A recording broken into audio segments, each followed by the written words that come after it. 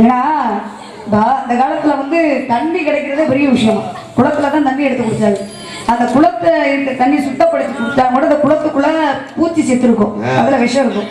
ஆனா அந்த காலத்துல அந்த தண்ணியை எடுத்து குடிச்சு 120 வயசு வரையும் வாழ்ந்தாரு.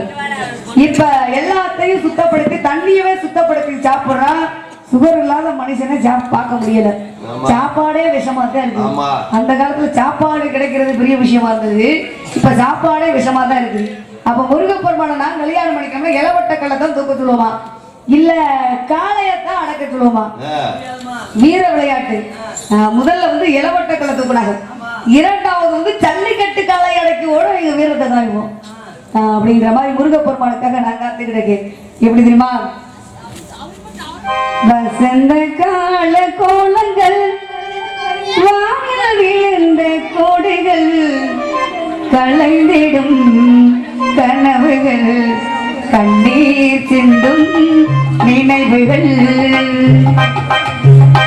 வசந்த கால கோலங்கள் வானில் விழுந்த கோடைகள் கலைந்திடும் கனவுகள் கண்ணீர் சிந்தும் நினைவுகள்.